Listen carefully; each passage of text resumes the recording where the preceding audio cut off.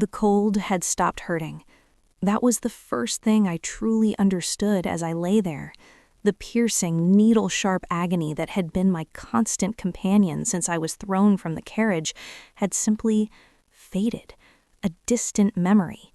My body had gone quiet, a profound numbness settling into my bones like a final, merciful gift. The snow beneath me was no longer wet and chilling. It felt like a soft, white blanket, gently urging me to sleep. I knew what this meant. My body was giving up, surrendering. The wolfsbane still burned like a low, sickly fire in my veins, a poison that kept my wolf trapped, silent and helpless in the deepest part of my soul. I couldn't reach her. I could only feel her faint, fading pulse of sorrow. "I'm so sorry," I thought into that dark silence within me. "I'm so sorry I couldn't protect us." There was no answer, just a lingering sense of love, like the last ember of a dying fire. 3 days. It had only been 3 days since I stood in my chamber, letting my mother clasp the ceremonial silver torque around my neck for my binding ceremony to Kaelin Vance, beta of the Silver Fang pack. The metal had felt so cold then. I had thought it was just nerves. Now I knew it was a premonition. I had known Kaelin since we were children playing in the summer meadows. I trusted his smile. I believed in the future our families had painted for us, a future of alliance and strength. Then I found the ledgers, hidden not even well, just tucked behind a volume of pack history in his father's study. Numbers that danced with lies. Funds for the widow's pension, the orphan's tithe, the elder's care, siphoned away, diverted into private accounts, into lavish renovations for the Beta's lodge, into Kaelin's collection of imported swords. When I confronted him, my voice shaking but firm, his smile didn't falter. It just changed.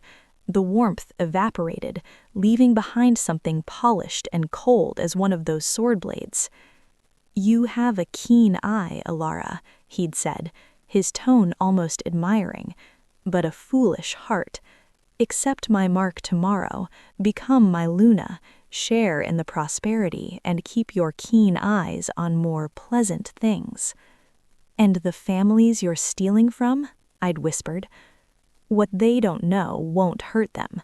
What you do know, my dear, could hurt you. Choose silence. Choose me."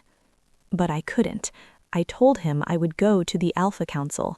I would tell them everything. His charming smile finally vanished.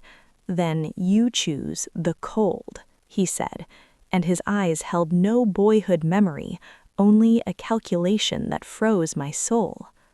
The romantic carriage ride the next morning was his solution. The wheel stuck, he said. I should walk ahead, scout the path. I believed him because the alternative, that the boy I'd skipped stones with was a monster, was too terrible to face. The shove between my shoulder blades was so sudden, so brutally strong. The world tilted, the frozen ground rose to meet me, and as the darkness swarmed my vision, I heard his voice, already fading with distance. A tragic accident, so unfortunate. Now the snow was my shroud, the wind my only dirge. I tried to cling to the anger, to the injustice, but even those fierce flames were guttering out, smothered by the overwhelming, gentle numbness. Then I heard it. Not the wind, not the distant howl of a patrol from a pack that would never find me here on this forgotten border strip. This was the sound of power, the rhythmic, thunderous crunch of massive paws, far larger than any normal wolf, pounding through the deep snow, approaching fast. "Please," my mind begged, the last spark of my will fighting the numbness. "Please let it see me. Please let it be over quickly." The forest edge shuddered, and he emerged. A wolf of shadow and moonlight, so vast he seemed to draw the darkness around him like a cloak. His fur was the black of a starless midnight, his shoulders powerful enough to shake the earth, and his eyes, They were not the amber or gold of my pack. They were molten silver, burning with an inner light that cut through the twilight gloom. An alpha's eyes. Pure, undiluted dominance radiated from him in waves, making the very air vibrate. Even through the wolfsbane haze, through the numbness claiming my limbs, I felt it. A pull, a resonance deep in my core, in the silent, poisoned heart of my wolf. A string plucked on a celestial instrument, and the note vibrated through my entire being. Mate. The recognition was instant, absolute, and utterly devastating. No, the denial was a weak flutter in my chest. Anyone but him. The wolf shifted mid-stride. The transformation was not the painful, cracking struggle I was used to seeing. It was fluid, powerful, a symphony of controlled power. One moment the giant black wolf, the next a man striding naked through the snow, steam rising from his skin in the frigid air. He moved to a nearby tree, pulling a small pack from its branches, dressing with efficient, hurried motions. My fading vision clung to his face as he approached. Kieran Thorne, the Frost King, alpha of the northern wastes, the man whose father my pack had slain in a border clash 2 decades ago, the man who, legend said, had sworn a blood oath over his father's grave to see the Silver Fang pack scattered to the winds, our people's greatest enemy, our most feared adversary, and the moon goddess, in her infinite cruelty, had decided he was my destined mate. He stood over me now, a statue carved from winter itself, his eyes now a stormy human gray, but still holding that unsettling silver light, widened. A shockwave of emotions crossed his face, too fast to catch, but I felt them through that new, fragile thread between us. Blinding, instinctive hatred, deep as a canyon and old as blood. The alpha's imperative to protect any wolf found dying on his land, and beneath it, churning like a trapped beast, the same shocking recognition, the same pull that was making my own heart stutter. He knelt. The snow crunched under his weight. His scent washed over me, cedarwood, crisp frost, and the wild, clean smell of a pine forest at dawn. My wolf, even dying, stirred weakly. Mate. Home. His hands, large and capable, moved over me. They were surprisingly gentle as they checked the grotesque angle of my arm, probed the wound on my temple, brushed the snow from my face. His touch was clinical, but not cruel. Wolfsbane.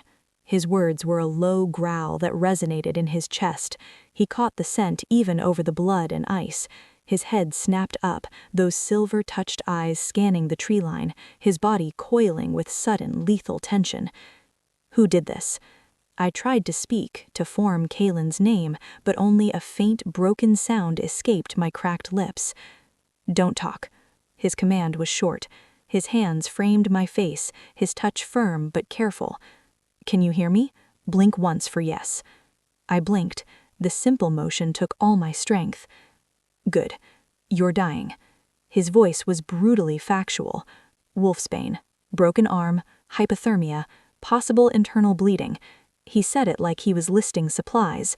Then his gaze dropped back to mine, and the intensity there was terrifying. I am going to lift you. It will hurt. He didn't wait for my consent. He simply slid his arms beneath me, one supporting my neck and shoulders, the other under my knees, and lifted me from my snowy grave. White-hot agony tore through the numbness, a lightning bolt of pure sensation. I cried out, a thin, ragged sound. The world spun, graying at the edges, the comforting darkness rushing back to claim me. No. His voice cut through the void, not loud but imbued with an alpha's will that was impossible to ignore. It was a command that bypassed thought and went straight to the soul. You will not die. Do you hear me? That is an alpha's order. The words hit me like a physical force. My wolf, poisoned and trapped, reacted. A feeble surge of obedience, of instinctive submission to a dominant will. My eyes flew open. I dragged in a painful, shuddering gasp of frozen air. That's it. His voice was closer now. He was cradling me against his chest. The warmth of his body began to seep through my frozen dress. "Stay with me, little wolf. You don't get to die on my border. That's not how this ends." He carried me to where a massive midnight black stallion was waiting, unnaturally still. He mounted with me in his arms, settling me securely against him. One strong arm banded around me, holding me close. His scent enveloped me completely. Cedar. Frost. Safety. "Mate will protect," my wolf sighed, and finally, blessedly, let go. I fell into the darkness, but this time it wasn't the cold, lonely dark of the snow. It was a dark warm with the promise of a heartbeat against my ear and the unyielding strength of the arms that held me. I woke to the smell of wood smoke and herbs. For a disoriented moment, I thought I was back in my room in Silverfang territory. Then the deep, throbbing ache in my arm and the tight constriction around my ribs brought the memory crashing back. The ledger, Kaylin's cold eyes, the shove, the snow, and him, Kieran Thorne. My eyes opened. I was in a small, stone-walled room. A fire crackled merrily in a hearth, casting dancing light over wooden beams and a thick wool rug. The bed beneath me was soft, the blankets heavy and warm. I was alive. The rustle of movement drew my gaze. He sat in a chair by the window, silhouetted against the gray light of a snow-heavy sky. He was watching me, those storm-gray eyes with their hint of silver missing nothing. He looked different than in the forest. Clean, dressed in a simple dark shirt and trousers, his black hair slightly damp. He looked like a king in exile, powerful even in repose. "You're awake." His voice was the same, a low, resonant rumble that seemed to vibrate in the quiet room. "The fever broke an hour ago." "How long?" My own voice was a rasp, unfamiliar to my ears. 2 days. The healer says your will to live is impressive." He stood, pouring water from a pitcher into a clay cup. He approached the bed, his movements economical and controlled. "Can you sit?" With his help, I managed to prop myself up against the pillows. He held the cup to my lips, and I drank, the cool water a blessing on my raw throat. His proximity was overwhelming, that scent of cedar and frost, now mixed with the faint smell of soap and leather. The mate bond, silent while I was unconscious, now hummed to life between us, a taut, invisible wire vibrating with unspoken tension. "Thank you," I whispered when the cup was empty. The words felt pitifully small. "You saved my life." "I did." He set the cup aside, his gaze never leaving my face. There was no false modesty in him. "Now you will tell me why I had to do." The dread I'd pushed down surged back. I looked away, toward the fire. "I don't understand." "You were left in the middle of a forest road during a blizzard. Your injuries are consistent with a fall from a moving vehicle. The wolfsbane in your system confirms it was no accident. Someone wanted you silenced, permanently." He crossed his arms, the gesture making his shoulders look even broader. "Who?" I could lie. I owed Silverfang no loyalty, not after what Kaylin had done. But I owed Kieran Thorne the truth. He'd pulled me from death's door. "Kaylin Vance," I said, the name tasting of ash. "Beta of the Silverfang pack." A flicker in his eyes. Not surprise, but a sharpening of focus. A predator catching a familiar scent. "You are the Silverfang bride," he said. It wasn't a question. "The one who vanished before the binding ceremony. Your pack is searching, I hear. Or so they claim." A bitter laugh escaped me. It hurt my ribs. "How thoroughly are they searching the northern wastes border, Your Majesty?" "So he staged your disappearance, made you a runaway bride, unstable perhaps. But that is not what happened." I told him. The ledgers, the stolen funds, the widows and orphans and elders, my confrontation, my stupid, naive threat to go to the council, the carriage ride. I kept my voice as steady as I could, staring into the flames as I recounted my own betrayal. When I finished, the room was silent except for the pop of the fire. He had not moved. You threatened to expose the Vances. You have proof?" "I saw the ledgers. I remember names, amounts, dates. I know which investments are fiction." I swallowed. "But I have no documents. Kalen does." "But your memory is enough to damn them. If anyone would listen." His smile turned cynical. "Who would believe a disgraced, runaway bride against a Beta's family?" Exactly. The hopelessness of it all washed over me again. He walked back to his chair, but didn't sit. He leaned against its high back, a ruler considering a chessboard. "What if you had a patron, someone whose word carries indisputable weight?" "Like who?" "Like me." My heart stuttered. "Why? Why would you do that?" "Because for 20 years, the Silver Fang pack has been a thorn in my territory's side," he said, his voice dropping, becoming deadly quiet. "They murdered my father in a border skirmish they provoked. They have blocked every trade route I've proposed, sabotaged every alliance I've built, and cost me more than you can imagine." He leaned forward slightly. "You have the knowledge I need to dismantle them, and you need protection they cannot penetrate. We can help each other." A cold trickle of understanding crept down my spine. "What are you suggesting?" "Accept my mark." The room tilted. I was sure I had misheard, that the fever had returned. "What?" "Become my Luna Queen." He said it as calmly as if he were discussing the weather. "Bound to me, marked by me, you become untouchable. Kalen cannot reach you without declaring war on the northern wastes. In return, you help me build a case against his pack. You provide detailed testimony. We shatter them together. Politically, financially, completely." That's insane." I struggled to sit up further, gasping at the pain. "It's practical," he countered, unmoved. "You have nowhere to go. If you return home, Kalen will finish what he started. If you run, you will spend your life looking over your shoulder. But as my Luna, you are under my protection, my authority. My territory becomes your fortress." "You don't even know me." "I know enough."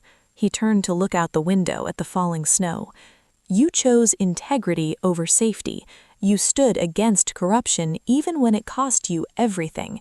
You survived a poisoning and a night in the killing cold." He glanced back at me, and for a second I saw not a calculating king, but a wary warrior. "I have spent decades playing their political games. You took direct action. I respect that." "But this isn't about respect," I breathed. "This is about using me as a weapon." "It is about survival," he corrected, his tone final, "for both of us. I will have papers drawn. You will have your own wing in Frostfall Keep. In public, we present a united front, a mating of alliance and fate. In private, we work to dismantle Silverfang. You will have your justice. I will have my retribution." "And if I refuse?" The question was a whisper. "Then I will pay the healer for his services and leave you to your fate." His gaze was merciless. "But understand this, Alara. Kalen believes you are dead. The moment you surface anywhere, that changes. He will come for you, and next time I will not be there to find you." The fire crackled. I saw Kalen's face again, the emptiness in his eyes as he pushed me. I saw the pages of the ledger, the numbers that stole food from hungry pups. I saw the Frost King before me, offering a pact with a devil, wrapped in the guise of salvation. My voice was quiet but clear when I finally spoke. "If I do this, I want your sworn vow. We pursue justice for the families they robbed, not just your revenge. Justice, reparations." He turned fully, and something that might have been respect flickered in his eyes. "You negotiate terms from a sickbed. Very well. Justice, not just revenge. You have my word. And I want to know what you truly gain from this," I pressed, feeling a sliver of my old strength return. He was silent for so long I thought he wouldn't answer. The shadows from the fire played across his stern face. 5 years ago," he said, the words measured and heavy, "the Silverfang pack killed someone I loved, my younger sister, Lyra. They made it look like an accident, a fall from a cliff during a storm. I have never been able to prove it was murder. His voice remained steady, but the pain in it was a living thing, raw and ancient. I understand that kind of pain, the need for someone to answer for such a theft. One more condition, I said, my voice gaining strength. If this arrangement ever puts you or your pack in greater danger because of me, you let me go. No arguments, no heroic last stands. You dissolve the bond and let me face my fate. That will not happen. Swear it anyway. He studied me, then crossed the room until he stood beside the bed. He extended his hand. It was a warrior's hand, scarred and strong. I swear it. Do we have an agreement? I looked at his hand. It represented safety. It represented a war. It represented a bond with a man who was my enemy, my savior, and apparently my destined mate. I placed my trembling hand in his. His grip was warm, firm, and utterly certain. We have an agreement. He held it for a moment longer than necessary, then released me. Rest. When you are strong enough to travel, I will take you to Frostfall. We have work to do. He moved toward the door. Your Majesty, I called out. He paused, a dark silhouette in the doorway. Why were you on that road, in the middle of that storm? For a heartbeat, his guarded expression slipped. I saw not the Frost King, but just Kieran, a man burdened by ghosts and duty. I was visiting a remote outpost. That path is the fastest route back to Frostfall, even in winter. He looked at me, and his silvered eyes seemed to see right through to my soul. I don't believe in fate, Alara, but I am grateful that I chose speed over comfort that day. Then he was gone, closing the door softly behind him. I was alone with the fire and the enormity of the choice I had just made. I had been cast into the cold by a man I thought I knew. Now I was bound to a man I didn't know at all, a man who saw in me a key to a locked door behind which lay both vengeance and justice. I closed my eyes, the warmth of the room feeling like an illusion. I had traded the certainty of death in the snow for the uncertain peril of a king's court. I could only pray I had chosen the wolf who would keep his promises. The journey to Frostfall Keep took 4 days, each one a lesson in pain and perseverance. The healer, a kind-eyed old wolf named Alaric, had protested vehemently. The ribs are barely knitted, the arm needs rest, she should not be jostled in a carriage for a week. Kieran had listened, nodded, and then paid him double. The longer she stays at a public inn, the more questions are asked. Frostfall has better healers and stronger walls. And so I found myself bundled in furs in a well-sprung carriage emblazoned with the crest of the northern wastes, a howling silver wolf against a black mountain. Kieran rode alongside on his stallion, a silent, watchful shadow checking on me through the window at every stop. He was a careful guardian. He ensured I ate, that my bandages were changed, that the heated stones at my feet were replaced. But his care was impersonal, efficient. He asked nothing of my past, shared nothing of himself. It was like being a precious, fragile piece of cargo. On the afternoon of the 4th day, as the weak winter sun began to bleed color into the western sky, we crested a high mountain pass. "Look," Kieran said, his voice carrying through the carriage window. I leaned forward, wincing, and looked out. My breath caught. Frostfall Peep was not a home, it was a declaration carved in stone. It rose from the very bones of the mountain, a symphony of dark granite towers, sheer walls, and formidable battlements. Mist clung to its spires like ghostly banners. It looked ancient, untouchable, and utterly merciless. A fortress built not for beauty, but for eternal defiance. It's formidable, I managed, the word inadequate. It is defensible, Kieran corrected, opening the carriage door. The cold air rushed in, sharp and clean. My ancestors built it during the century wars. We have never fallen. He offered his hand. Can you walk? I can try. His hands were steady on my waist as he helped me down. The moment my boots touched the frozen ground, the massive iron-bound gates of the keep began to groan open. I froze. I thought you said this would be a private arrival. The marking ceremony will be private, but the pack must see their Luna. His voice was low, for my ears only. Remember, you are not a victim here. You are a survivor. Stand like one. I took his offered arm, drawing on every scrap of dignity my mother had ever drilled into me. I straightened my spine, lifted my chin, and ignored the screaming protest from my ribs.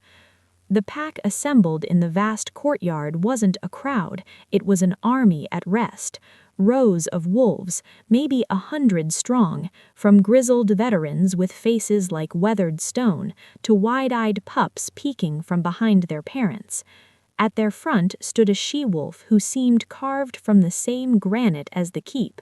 Her steel-gray hair was swept back in a severe braid, her spine straight as a spear, and her pale blue eyes missed nothing.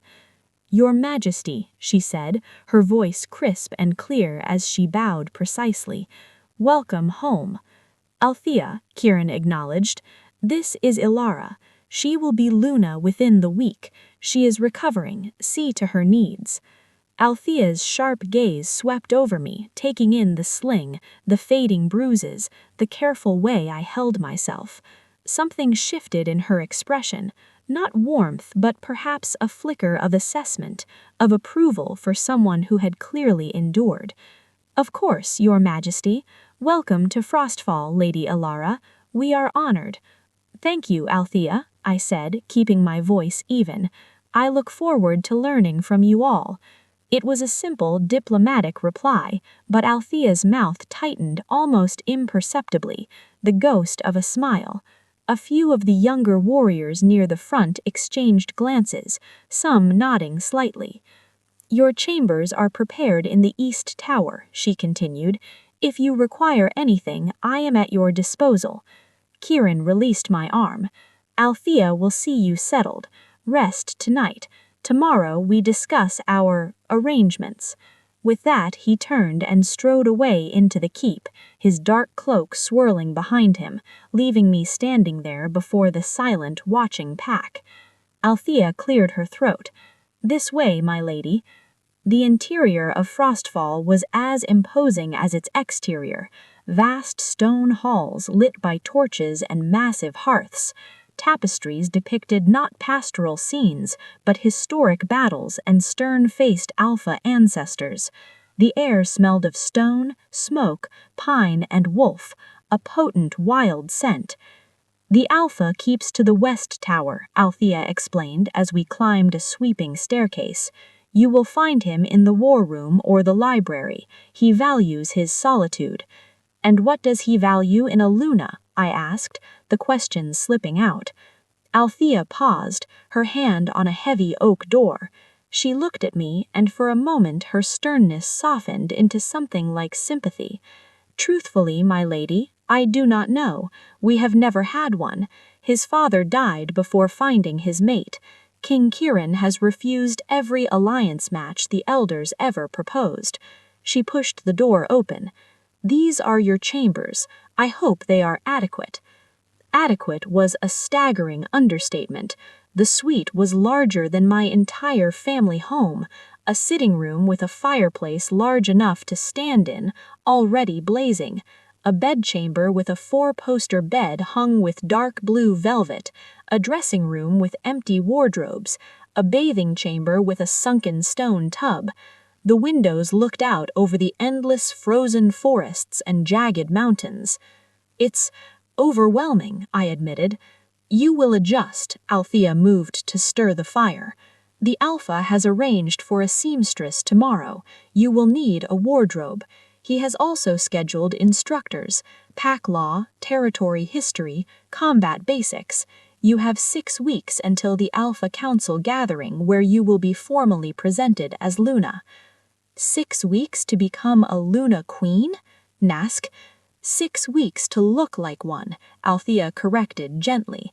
Being one takes a lifetime, but if I may speak plainly, my lady, the king does not act without reason. If he brought you here, he believes you can do this. Do not prove him wrong. After she left, I sank on the edge of the vast bed, finally allowing the exhaustion to claim me. I was alive. I was safe. I was in the heart of my enemy's territory, about to bind myself to him in the most irrevocable way possible. A soft knock came at the door. A young she-wolf entered, her eyes downcast, an omega. She carried a tray of food, hearty stew, dark bread, cheese. Althea sent supper, my lady, and the Alpha asked me to give you this. She handed me a small leather-bound journal. What is it? I asked, her hand trembling as she held it out. The Alpha's instructions, my lady, he said. You should begin tonight. Alone again, I opened the journal. The handwriting inside was bold, angular, and precise. Ilara, the next 6 weeks will test you. I am not a patient teacher, and my expectations are high, but I would not have brought you here if I did not believe you capable. This book contains the foundation, the history of Frostfall, the laws of the northern wastes, the duties of a Luna. Study it. Your survival here depends on understanding this world. We will take our evening meal together at 8. Be punctual. We will use that time to assess your progress and plan our strategy against Silver Fang. Remember our agreement. You help me break them. I keep you safe. All else is negotiable. See, tonight. I closed the book, my fingers tracing the embossed cover. 6 weeks, to learn an entire kingdom, to become a queen, to prepare to face the man who tried to murder me. I ate the stew, tasting nothing. Through the window the moon rose over the black pine forests. Somewhere out there was the road where I died, where Kaelin thought my story had ended. Let him believe it, I thought, a new steely resolve hardening within me. Let him believe it while I learn to become something he can never touch. The game had begun, and I was no longer a piece to be sacrificed. I was learning to be a player.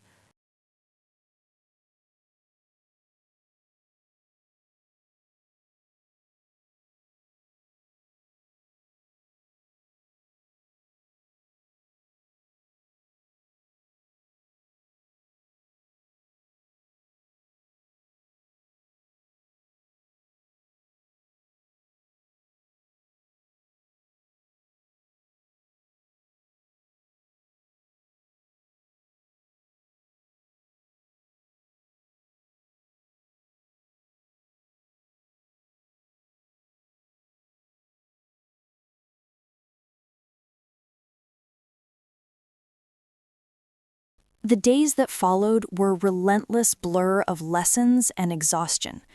My body was a map of new aches layered over the old. Althea was my constant, stern guide through the labyrinth of Frostfall's domestic machinery. She taught me the ledgers for grain stores and wool supplies, the rotation of patrols along the vast border, the delicate art of mediating a dispute between 2 carpenters over timber rights. It was the unglamorous spine of a pack, the work that meant children were fed, houses were warm, and order was maintained when the Alpha was waging wars of politics and steel. A Luna leads from the hearth as much as from the throne, Althea said one afternoon, her finger tracing a column of numbers. A pack with a full belly and a fair hearing is a pack that will stand when the winds howl. My combat tutor, a mountain of a warrior named Rorik with a face like cracked leather and a voice like grinding stones, had no such poetry. In a stark, sand-floored training yard behind the keep, he worked me until my muscles trembled and my lungs burned. Again, he'd growl, after I'd landed inelegantly on my back for the 10th time. An Alpha protects with strength, a Luna protects with cunning. Your enemies will offer no pretty fights. Fight dirty. Fight to survive. The most challenging teacher was Oren, the ancient pack historian and legal scholar. His library was a cavern of parchment and dust, and his lessons on inter-pack law, territorial treaties, and the bloody history between the northern wastes and Silverfang were dense and dizzying. He spoke of Kieran's father, a fair but firm ruler, and of the ambush that killed him, an act Silverfang still called a misunderstanding.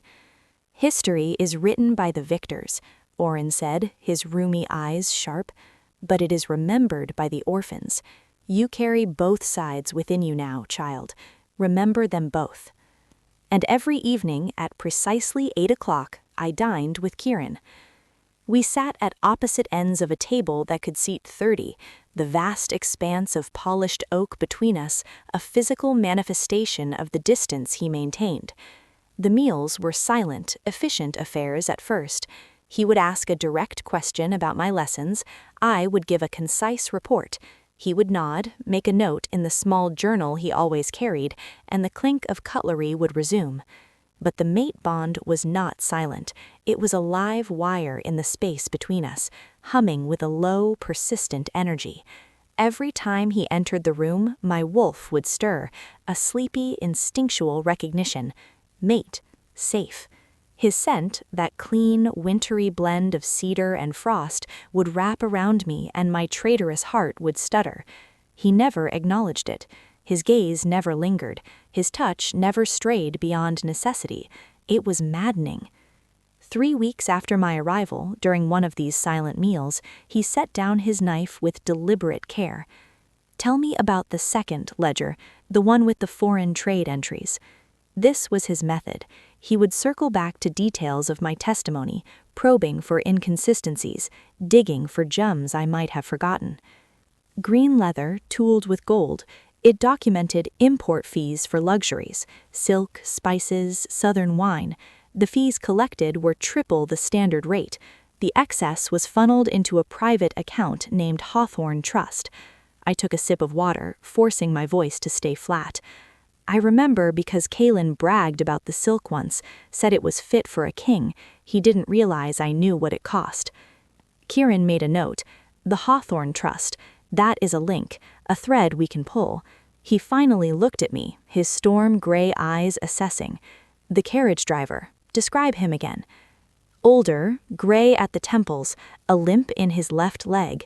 He smelled of leather and anxiety, always nervous. A cold knot formed in my stomach. His name was Leo. He had a daughter with a sickly lung. Kaelin paid for her treatments. Leverage, Kieran murmured. Find the lever and you can move any stone. He closed his journal. The marking ceremony is set for the next full moon, 4 days from now. It will be private, as tradition demands for a royal mating, just us, 2 witnesses, and the moon.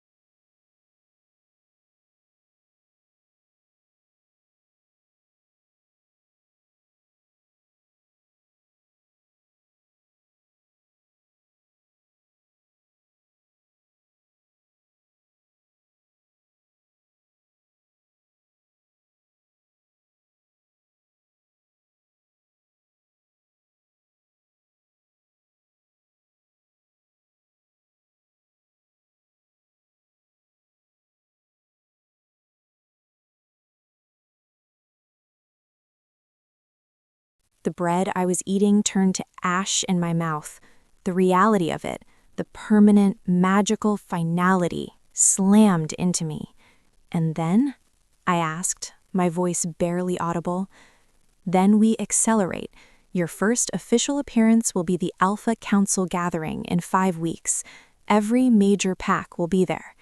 He paused, his gaze unwavering, including Silverfang. The room seemed to tilt. You want me to face him? In front of everyone? I want you to stand beside me, as my Luna, while the wolf who tried to erase you watches everything he threw away become a queen he can never touch. His words were not gentle, but they held a dark, fierce promise. I want you to do it with your head high, showing every wolf in that hall that you did not break. The night of the full moon arrived, wrapped in a silence so profound it felt sacred. Althea helped me dress in the traditional gown, a simple, sleeveless shift of white linen that fell to my feet, held at the shoulders by silver clasps shaped like howling wolves. My hair was left unbound, flowing down my back like a dark river. No jewelry save for the ceremonial cuffs on my wrists, etched with the mountain and wolf crest of the northern wastes. I felt exposed, stripped down to my very essence. Nervous? Althea asked, her fingers deftly adjusting a clasp. Terrified, I confessed. Good, that means you understand the weight of the vow. She stepped back, her gaze critical, then softening. The marking is a fusion. You will feel his emotions, his anger, his joy, his pain. He will feel yours. There is no hiding after tonight. Do you think he loves me? The question was out before I could stop it, childish and desperate. Althea's stern face gentled. Love is a seed, my lady. Sometimes it is planted before the marking, sometimes after. Sometimes, she added with a knowing look, it grows wild in the cracks of stone, where you least expect it. For you two, I think it will be a stubborn, deep-rooted thing. From deep within the keep, a drum began to beat, a single resonant thump that echoed in the stones, then another, the ancient rhythm of claiming. It is time, Althea said. She squeezed my hand once, a fleeting gesture of solidarity, then opened the door. The path to the sacred clearing was lined with torches, their flames dancing in the still, cold air. I walked alone, the drumbeat guiding my steps. As I reached the edge of the trees, I saw them. The entire pack in human form stood in a vast circle around the clearing, their faces solemn in the torchlight. In the center stood a simple stone altar, worn smooth by centuries, and beside it, Kieran. He wore only black trousers, his torso bare to the night. In the moonlight, I could see the map of his history written on his skin, pale scars from old battles, the powerful cut of muscle earned by rule and responsibility. His eyes, fixed on me, were pure, luminous silver, his wolf so close to the surface. I walked into the clearing, and 100 pairs of eyes followed me. I felt their judgment, their curiosity, their hope. I kept my spine straight, my chin high, and walked to the altar. Orin, the historian, stood there in his formal robes, alongside Rorik, representing the pack's strength, the 2 witnesses. Kieran extended his hand. I placed mine in his. His skin was warm, his grip firm. The bond between us flared, a current of energy that made the very air shimmer. Orin's voice rang out, amplified by the magic of the place. Under the witness of the moon goddess and this pack, Alpha Kieran Thorn claims Ilara as his fated mate. Does any wolf challenge this bond? The silence was absolute. To challenge a fated bond was to challenge the goddess herself. Ilara, Orin turned to me, his ancient eyes kind. Do you accept this alpha as your mate? Do you bind your wolf to his? Do you accept his mark and offer yours in return?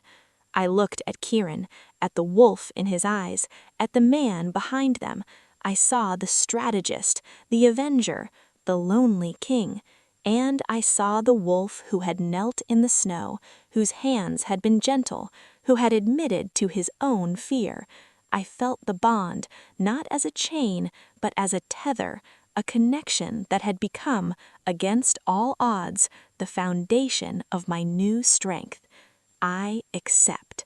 The pack's howl ripped through the night, a raw, primal song that shook the stars. It was celebration, acknowledgement, and a warning to the world. Kieran moved then. He cupped my face in both hands, his thumbs brushing my cheekbones. His silver eyes burned into mine. Mine, he growled, the word a vibration felt deep in my bones. Then he kissed me. It was not a kiss of romance, but of claiming, of magic. The bond didn't just hum, it exploded. A silver light flashed behind my closed eyelids as I felt our souls snap together, two halves of a broken whole finally meeting. My wolf surged forward with a joyous howl, and I felt his answer, a powerful, possessive roar that echoed in my spirit. When we broke apart, both of us were breathing raggedly, our foreheads touching. "Shift," Orin commanded. My wolf needed no urging. She leapt forward, a joyous, unfettered release. The shift was painless, swift. My bones reformed. White fur erupted over my skin. I stood on 4 paws, smaller than the warriors around me, built for grace and speed. A white wolf with eyes of summer gold. Beside me, Kieran shifted. His wolf was a giant, a creature of shadow and majesty, his fur the black of a starless midnight, his eyes glowing silver moons. His sheer alpha power radiated outward, and every wolf in the circle, including me, instinctively dipped their heads, baring their throats in submission. The pack shifted as one. The clearing was suddenly alive with wolves of every color, their collective energy a thunderous wave of power and welcome. Kieran's wolf approached mine.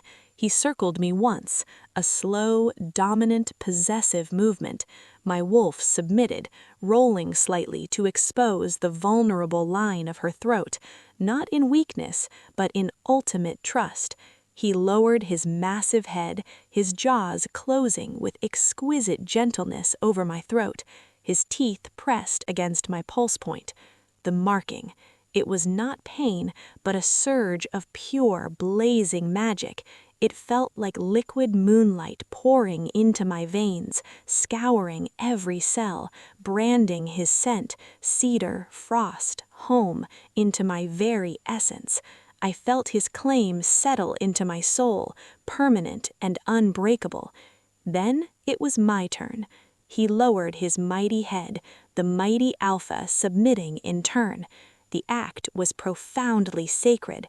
I rose, and with my smaller jaws, found the junction of his throat and shoulder. I bit down, tasting the copper tang of his blood, the wildness of his spirit.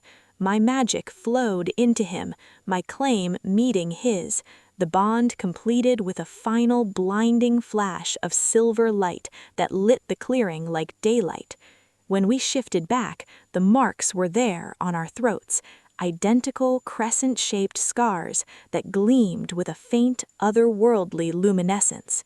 "The Alpha King and his Luna Queen," Orin proclaimed, his voice trembling with emotion, bound by fate, macked by choice, witnessed by the pack, and blessed by the moon goddess. The second howl was even louder, longer, a raw anthem of acceptance. And then I felt it, something new, something vast, like 1,000 invisible threads snapping into place, connecting my heart to every wolf in the circle, the pack bond, a living web of loyalty, duty, and connection. They were mine now, to protect, to guide, to serve, and I was theirs. Kieran's hand found mine, our fingers lacing together. Through the completed bond, I felt a torrent of emotion from him, fierce satisfaction, blazing pride, a possessiveness that should have terrified me, but instead felt like shelter, and beneath it all, carefully hidden but now unmistakable to my heart, a fragile, burgeoning hope.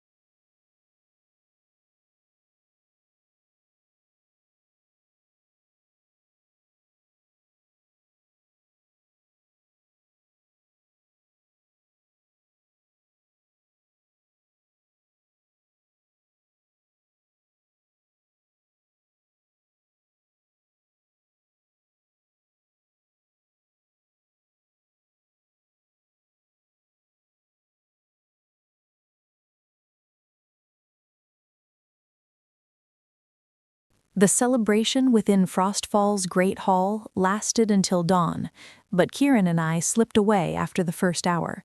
Tradition granted the newly bonded pair privacy. We walked back to the keep through the silent, moon-washed courtyards.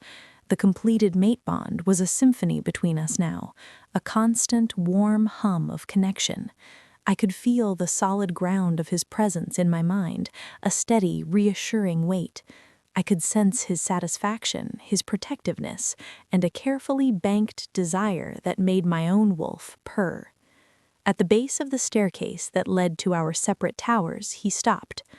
"Your rooms are in the east tower," he said, his voice carefully neutral, though the bond betrayed his tension. "Mine are in the..." And every evening, Kieran and I dined together at the head of the same table, no vast oak between us.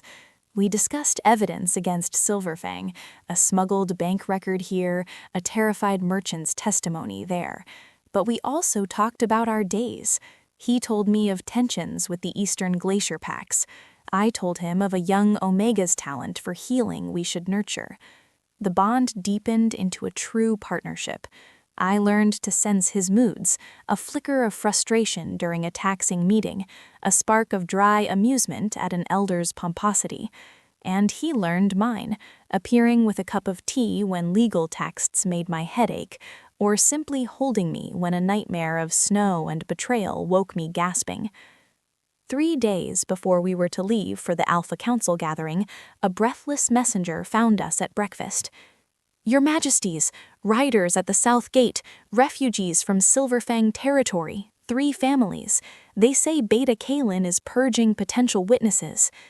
The bread turned to stone in my stomach. Kieran was on his feet in an instant. "How many?" 15 wolves, Your Majesty, mostly elders and pups. They're in bad shape." I stood, my decision made before the thought was fully formed. "Prepare the sanctuary wing. Heat broth, find blankets." "Elara," Kieran's voice was a warning. "The council is in 3 days. This could be a trap or a provocation." I met his gaze. "They are under my protection now. I will not leave them at the gate. Would you?" He saw the resolve in my eyes, felt it through the bond. After a tense moment, he nodded. "We see them together, but cautiously." The refugees were a heartbreaking sight, thin, frostbitten, their eyes wide with terror I knew intimately. An elder named Elian spoke for them, his voice trembling. "Beta Kalin, he is like a wolf possessed since you disappeared, Luna. He claims there are traitors in the pack, stealing from the coffers. He's targeting anyone who ever questioned the accounts, anyone who might have spoken to you." The old wolf's eyes filled with tears. "He took my son for questioning. We ran in the night. We heard of the sanctuary here." "You are safe," I said, my voice thick. "You have my word." As Althea led them away, Kieran pulled me aside, his hand on my arm. "This changes things. He's getting desperate, cleaning house before the council." "We have to get them to testify," I said, my mind racing. "Their testimony with mine, it could be enough," Kieran finished, his eyes gleaming. "But it makes the council gathering even more dangerous. Kalen will know they're here. He will know you're alive." I placed my hand over his on my arm. "Then let him know. Let him see that every cruel act has failed, that we are still here and we are fighting back." The night before we departed for the Alpha Council, I found Kieran in the war room, staring at a map. The Bond hummed with his tension. "Can't sleep?" I asked, moving to stand beside him. "Planning for every contingency." He pointed to various points on the map, possible ambush sites on the route, allies in the council who might support us, enemies who will side with Vance. "You're worried." "I am responsible," he corrected, but then sighed, rubbing his temple. "Yes, I am worried. For you. If anything happened to you in that chamber—" "I will have you beside me," I said, leaning into him, "and we will have the truth. That has to be enough." He turned and wrapped his arms around me, holding me close. "When this is over, when Silverfang is held to account, I want to build something with you, Alara. Not just a strategy, a life, a real one, perhaps a family." The words sent a warm shock through me, a future, a hope beyond the vengeance and justice. "I want that too," I whispered. The journey to the neutral territory where the Alpha Council convened was tense, our carriage surrounded by a full contingent of Kieran's most trusted warriors. The council hall itself was a massive, ancient stone building, a place of truce and tense politics. As we entered the antechamber, my heart was a wild drum in my chest. Through the bond, I felt Kieran's steadying presence, a rock in my storm. "Remember," he said softly, adjusting the silver circlet on my brow, "you are not the wolf he left in the snow. You are a Luna queen. You are mine, and you hold the power to shatter his world with the truth." The herald's voice boomed through the great doors. "Presenting Alpha King Kieran Thorne of the Northern Wastes and his Luna Queen Ilara." The doors swung open. Hundreds of the most powerful wolves in the land turned to look. And at a table near the front, flanked by his parents, Kalen Vance looked up. The color drained from his face. His eyes widened in pure, unadulterated shock, then horror, then a dawning, furious understanding. I met his gaze across the crowded hall, my hand resting on Kieran's arm, and for the first time since that shove into the snow, I felt no fear, only a cold, clear certainty. The game was on, and the queen was now on the board.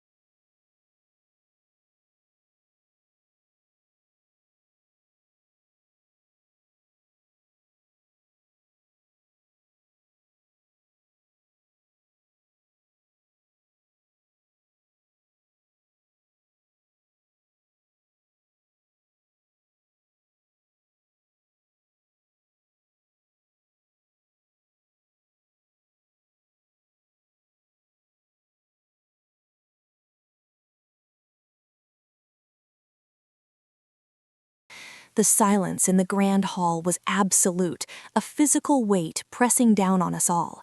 It was broken by the sharp scrape of a chair. Kalen Vance was on his feet, his face a ghastly, pale mask over which fury and disbelief warred. This is an outrage! His voice, usually so smooth and controlled, was a ragged shout that echoed off the stone. He pointed a trembling finger at me. That woman was my betrothed. She disappeared, ran from her duty and her pack, and now she stands beside our greatest enemy, spinning tales? Kieran didn't move, but I felt the lethal calm that settled over him through our bond, a glacier over a volcano. He simply watched, letting Kalen unravel. The council head, an ancient alpha named Farron, with eyes like chips of flint, raised a gnarled hand. Beta Vance, you will remember the decorum of this chamber. Luna Queen Ilara has the floor. Luna Queen, the title, spoken with such formal weight in this place, was a weapon. I drew a steadying breath, the scent of old stone, candle wax, and the gathered power of 100 alphas filling my lungs. "Thank you, Council Head," I said, my voice clear and carrying without needing to strain. I kept my gaze on Theron, not on Kalen's venomous stare. I am here not as a betrothed, but as a witness, and as a victim. I told them everything, just as I had told Kieran, but now the words were polished by repetition and hardened by righteous anger. The ledgers, the stolen pensions, the orphans' fund, my confrontation. I spoke of the wolf's bane, a detail that made several alphas sit forward, their expressions darkening, for the poison was banned by council law except for extreme medical need. I described the carriage ride, the shove, the cold. He left me to die on the border of the northern wastes, I concluded, finally turning my gaze to Kalen. A convenient accident, a runaway bride lost to the snow, and he would have gotten away with it had Alpha Thorn not been traveling that road. Lies! Kalen's father, Alpha Boren Vance, boomed, rising to stand beside his son. He was a bull of a man, with a voice used to command. My son is a loyal beta. This is a scheme concocted by the Frost King to smear our pack's name on the eve of trade negotiations. He has preyed upon a disturbed young female's imagination. A low murmur rippled through the hall. I saw the doubt on some faces, the strategic calculation on others. "Where is your proof, Luna Queen?" Council Head asked, his tone neutral. "Accusations of this magnitude require evidence." "The proof is in the Silver Fang coffers, Council Head." Kieran spoke for the first time, his voice a low, resonant roll that silenced the murmurs. "And in the testimony of the families your beta has been hunting to silence these past weeks." He gave a slight nod to Rorik, who stood by the chamber doors. They swung open, and Elian, the elder from the refugees, entered, followed by 2 others. They walked with the hesitant steps of wolves who had never been in such a hall, but their heads were high.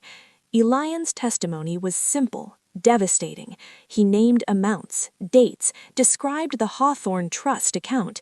He spoke of the midnight knock on his door, of his son being taken.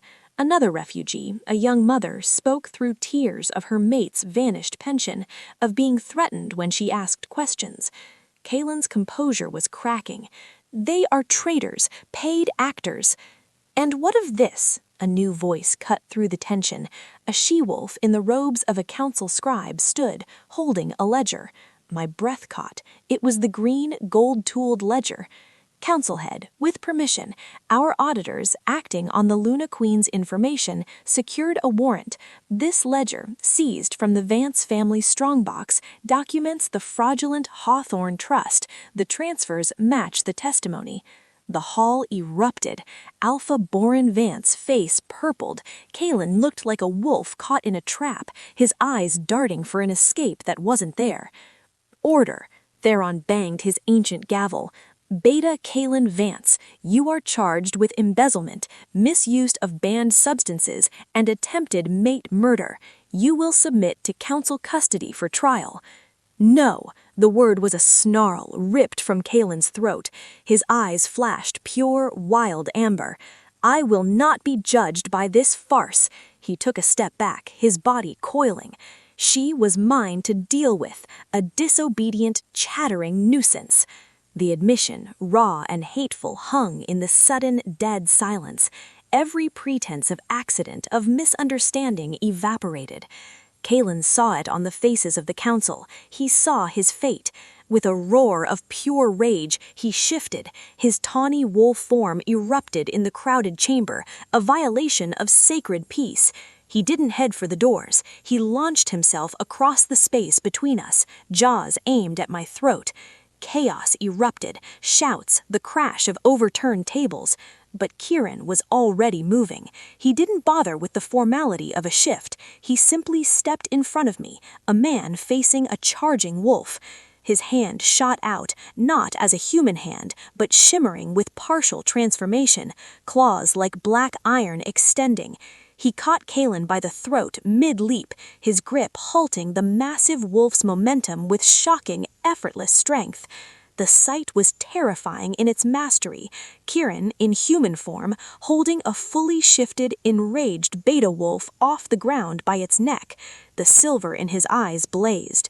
"You," Kieran said, his voice terrifyingly quiet yet heard by all, "you will not touch my mate." He threw Kalen, not a shove, but a powerful, contemptuous heave that sent the tawny wolf crashing into the stone wall 10 feet away with a sickening thud. Kalen slumped, dazed, shifting back to human form with a whimper. Kieran turned to the stunned council, his partially shifted hand returning to normal. "My apologies for the violence in your hall, council head. I believe the beta's actions speak to the truth of the charges." Farron looked at Kieran, to the cowering Kalen, to the damning ledger in the scribe's hands. His expression was grim. No apology needed, Alpha Thorn. The sanctity was broken by the guilty. "Guards, take Beta Kalen Vance into custody. Alpha Boren Vance, you and your household are suspended from council privileges, pending a full audit of Silverfang. Your pack is now under council stewardship." It was over. Just like that, the lies had collapsed under the weight of truth and Kalen's own venomous pride. As the guards dragged a broken Kalen away and a defeated Alpha Boren was escorted out, the atmosphere in the hall shifted. Peace, I learned, was not an absence of conflict, but a space built strong enough to withstand it. The months after the council gathering settled into a new rhythm at Frostfall. With Silverfang under council stewardship and Kalen awaiting trial in a remote penal colony, the immediate threat receded. The political winds shifted. Trade agreements with the Northern Wastes, once stalled, began to flow. Kieran was still the formidable Frost King, but a subtle warmth had begun to thaw his edges. He smiled more, true smiles that reached his silver-lit eyes. He delegated more, trusting his commanders, and, to everyone's surprise, often seeking my counsel. And then there was the new life growing within me. The discovery had been a shock, a joy so profound it was almost terrifying. Kieran's reaction had been wordless. He'd simply pulled me into a crushing embrace. His emotions through the bond a tumultuous, glorious storm of awe, protectiveness, and a love so deep it felt bottomless. Now, standing on the battlements as a gentle spring sun tried to coax life from the stubborn mountain soil, I rested a hand on the gentle swell of my belly. 4 months, our pup, a living testament to a bond that had begun in hatred and survival and bloomed into something beautiful and fierce. "The healer says you should not be climbing so many stairs." I didn't turn, a smile touching my lips. His approach was silent, but I always felt him through our bond, a steady, comforting presence. "The healer is a worrier, and our daughter is restless. She wanted the view." Kieran came to stand behind me, his arms encircling me, his large hands coming to rest over mine on my stomach. "Daughter, is it? You seem certain." "I feel her spirit," I said, leaning back against his solid strength. "Fierce, like her father. Stubborn, like her mother." He chuckled, the sound a warm rumble against my back. Then the pack had best prepare. He nuzzled my hair, his scent wrapping around me. The new refugees are settling in, the group from the western marshes. The sanctuary. It had become my true work, my purpose born from my own need for one. What had begun with Elian and a few families had grown. Word had spread through hidden channels of a place in the harsh north where a Luna who had survived a Beta's corruption offered safety. We received Omegas fleeing abuse, young wolves rejecting forced pairings, elders abandoned by packs too poor or too cruel to care. Frostfall's once empty east wing now hummed with life, with the sounds of healing and hope. Althea says the marsh wolves are skilled weavers. They've asked to contribute, to repair the old tapestries in the Great Hall. Let them. A pack is strongest when every wolf has purpose. He was quiet for a moment. A messenger came from the council steward at Silver Fang. The audit is complete. The restitution plan for the stolen funds is being implemented. Justice moving slowly but surely. It was a balm to an old wound. Later that day, in the sanctuary's common room, I was helping sort donated wool when a young she-wolf, maybe 16, approached me. She was new, from a coastal pack, her eyes still shadowed by fear. "Luna King," her voice was a whisper, "is it true, what they say about you, that your own Beta tried to kill you?" The room went quiet. All the refugees, each with their own story of betrayal, looked up. I put down the wool. "It is true." "And you stood before the Alpha Council and spoke against him?" "I did." She swallowed, her thin shoulders squaring. "How? How did you find the courage?" I looked around at their faces, old and young, scarred and scared. I saw myself in every one of them. I found my courage when someone offered me a hand out of the snow, when I realized that my voice, though trembling, could be a weapon for truth. Courage isn't the absence of fear. It is doing what is right, even when you are terrified. I reached out and took her hand. "Your courage brought you here. That is the hardest step. Now we rebuild, together." It was a simple moment, but I felt a shift in the room. The fear didn't vanish, but it was joined by something else, a fragile ember of belonging. That evening, as Kieran and I reviewed patrol reports in his study, a commotion came from the courtyard. Shouts, the clatter of hooves. Rorik burst in, his face grave. "Your Majesties! Riders on the eastern ridge, a dozen, they carry no pack banners." Kieran was on his feet instantly, his warrior's calm descending. "Scouts?" "Not scouts," Rorik said, his jaw tight. "They look like mercenaries, and they're heading for the old mountain pass, the one that leads to the back of the sanctuary gardens." A cold finger traced my spine. The sanctuary was the most vulnerable part of Frostfall, by design, a place of peace, not war. "They're not here for the keep," I said, my voice cold with certainty.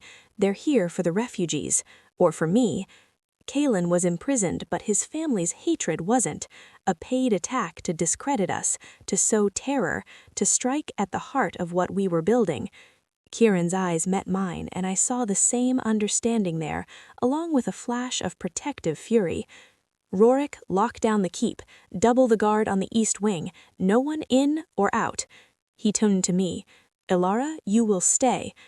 "I will not," I stood, placing myself between him and the door. "They are coming from my wolves, Kieran, for the sanctuary I built. I am their Luna. I will not hide behind stone while they are threatened." "You are carrying our child." The words were a snarl, fear making him fierce. "And that child will one day rule this pack," I fired back, my own fear fueling my resolve. "She will learn that a Luna defends her own. I am not asking to lead a charge, but I will be there, at the door to the east wing. Let them see that their target does not cower. Let our wolves see that their Luna stands with them." The battle of wills stretched between us, charged by the bond, by love, by terror. He saw the unshakable resolve in my eyes, felt it through our connection.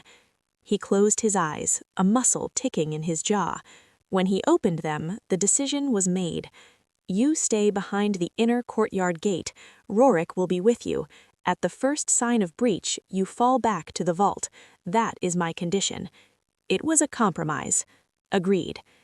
The night air was knife cold as I took my position at the heavy iron gate that separated the main keep from the sanctuary gardens. Behind me, in the east wing, lanterns glowed. I could sense the fear of the wolves inside, a quiet, pulsing anxiety. Rorik stood beside me, a massive, silent pillar of strength, a dozen of his best warriors flanking us. We didn't have to wait long. Shadows detached themselves from the tree line at the edge of the gardens. Wolves, but not in formation. They moved with the lethal grace of hired blades. 12 against our guard of 50, a suicide mission or a distraction. One, a scarred brute with dead eyes, stepped forward. We're here for the coastal whelp, the one who talks too much. Hand her over and we leave. Make a fight of it. He shrugged, meaning clear. My blood ran cold. They weren't here for a massacre. They were here for a specific, terrified girl, to snatch her away, to silence her, to send a message that nowhere was safe, to poison the sanctuary with fear. Before Rorik could growl a reply, I stepped forward, just to the edge of the torchlight. I made no effort to hide my pregnancy. You will touch no one under my protection.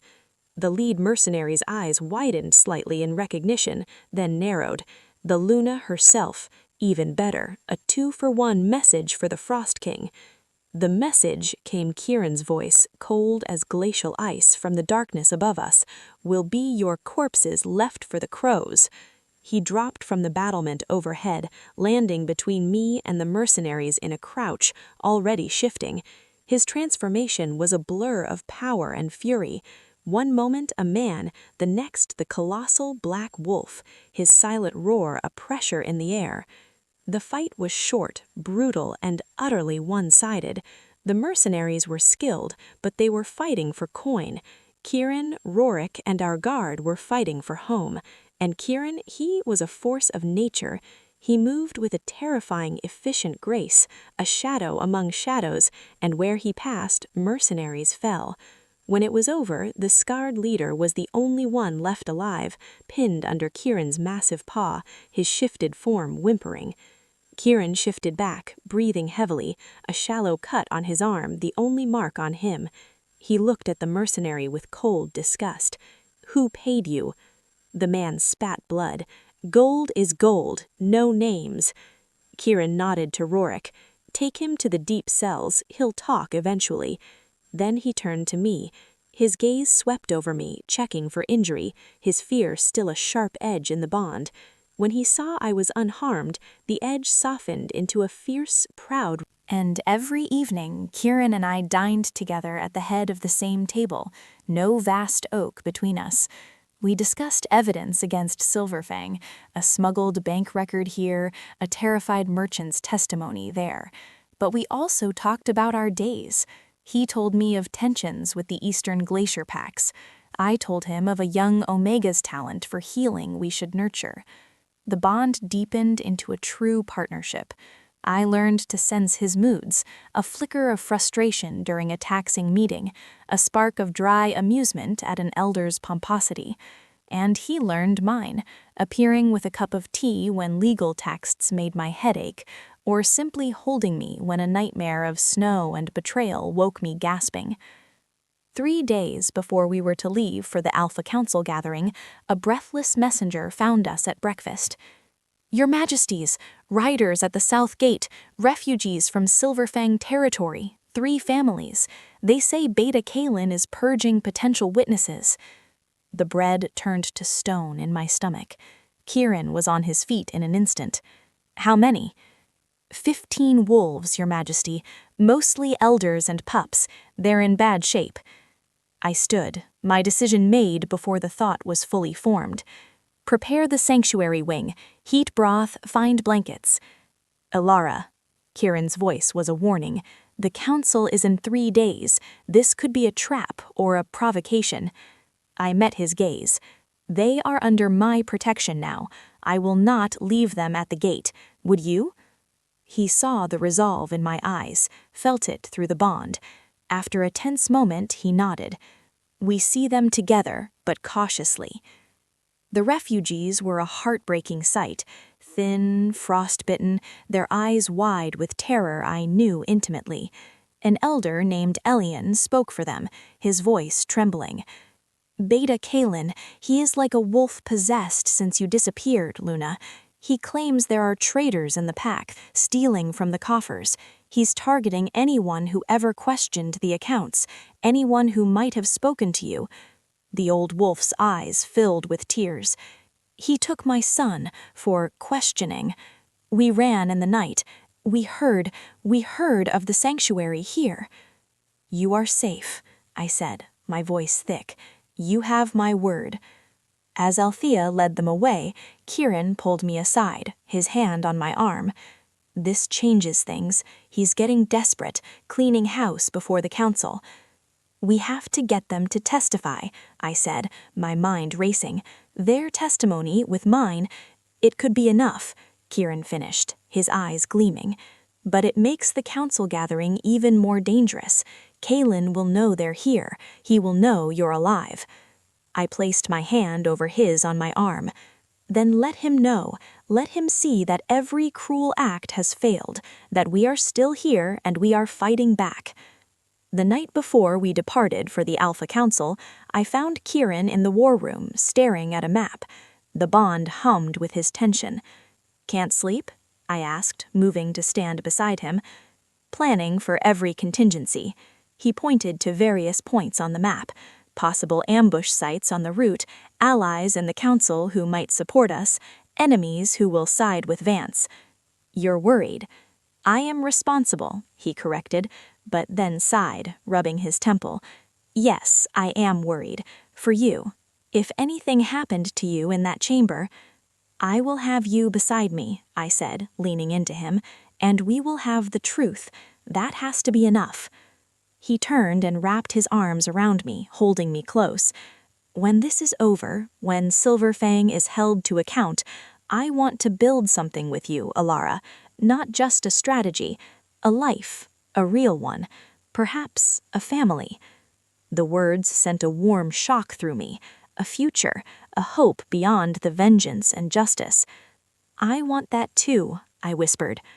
The journey to the neutral territory where the Alpha Council convened was tense, our carriage surrounded by a full contingent of Kieran's most trusted warriors. The council hall itself was a massive, ancient stone building, a place of truce and tense politics. As we entered the antechamber, my heart was a wild drum in my chest. Through the bond, I felt Kieran's steadying presence, a rock in my storm. Remember, he said softly, adjusting the silver circlet on my brow, you are not the wolf he left in the snow. You are a Luna Queen. You are mine, and you hold the power to shatter his world with the truth. The herald's voice boomed through the great doors. Presenting Alpha King Kieran Thorn of the Northern Wastes and his Luna Queen Ilara. The doors swung open. Hundreds of the most powerful wolves in the land turned to look. And at a table near the front, flanked by his parents, Kalen Vance looked up. The color drained from his face. His eyes widened in pure, unadulterated shock, then horror, then a dawning, furious understanding. I met his gaze across the crowded hall, my hand resting on Kieran's arm. And for the first time since that shove into the snow, I felt no fear, only a cold, clear certainty. The game was on, and the queen was now on the board. The attack on the sanctuary, though thwarted, changed everything. It was no longer a quiet project in the north, it was a statement that had drawn blood. News of mercenaries targeting pregnant Lunas and refugee children spread through the territories like wildfire, and the source of the payment, though never conclusively proven, was widely believed to be the disgraced Vance family. Sympathy and, more importantly, political pressure swung in our favor. The Alpha Council summoned Kieran and me again, but this time the summons was not for a trial, it was for a convocation. "They want you to speak," Kieran said, holding the formal parchment, "about the sanctuary, about—" He looked at me, a proud, wary smile on his lips, compassion as a strategy for pack stability. The idea was daunting, to stand before those same skeptical, powerful faces not as a victim, but as a peer advocating for a radical idea. "Will you stand with me?" I asked. "Always," he said, without hesitation. "But this time, Alara, the words are yours. The vision is yours. I will be the shield at your back, but you must be the voice." The journey to the council hall felt different. I was different. The mate mark on my throat was no longer a fresh scar, but a badge of belonging.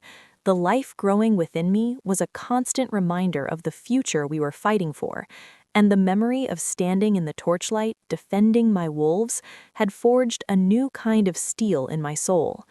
The hall was just as grand, just as intimidating, but as we entered, the murmurs were different, respectful, curious. Theron, the council head, greeted us with a shallow bow, an acknowledgement of equals. When it was my time to speak, I walked to the central podium alone. I could feel Kieran's steady support through the bond, a warm, solid presence in my mind. I looked out at the sea of faces, the ambitious, the cruel, the weary, the just. Council head Theron honored alphas, lunas, betas. My voice did not waver.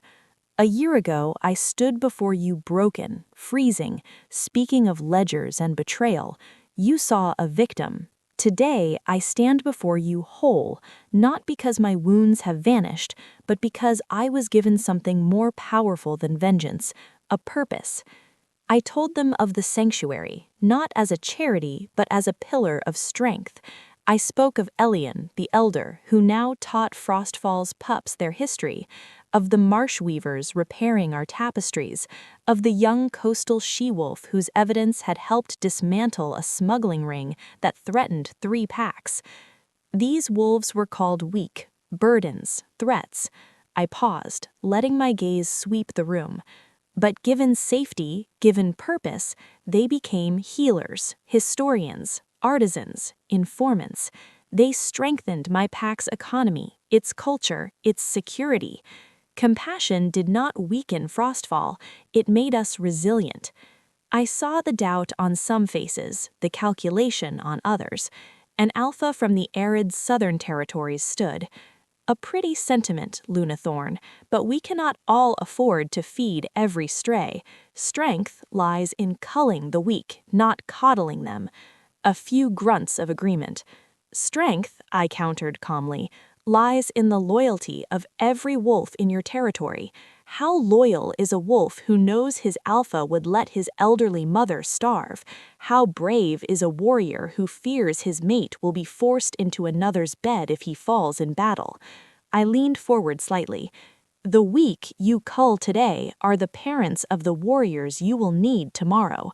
The orphans you ignore become the rogues who raid your borders. I have seen the cost of that kind of strength. It nearly killed me. It did kill Alpha Thorn's sister. A profound silence fell at the mention of Lyra. Kieran's pain, old and deep, echoed softly in our bond, but so did his unwavering support. "I am not asking you to open your gates to all," I continued, my voice softening. "I am asking you to look at your own packs, to see the hidden wounds, to consider that justice for the wronged and care for the vulnerable is not a weakness. It is the foundation of a pack that can withstand any storm.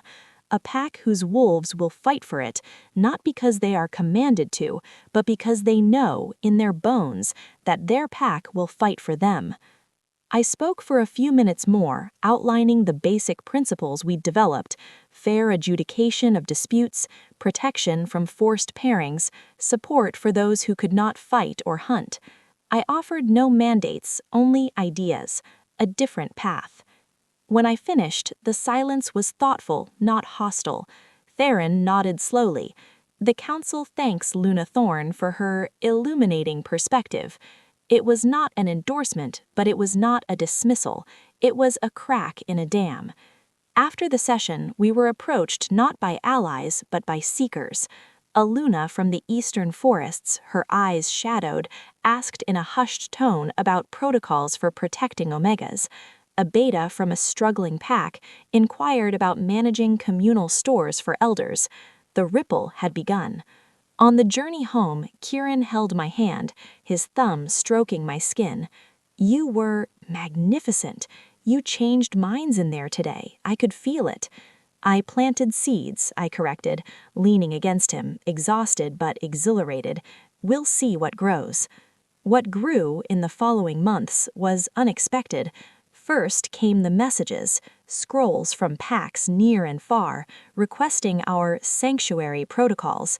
Then a delegation arrived not from a pack, but from a guild of healers seeking to establish an outpost at Frostfall to treat chronic illnesses that packs often abandoned.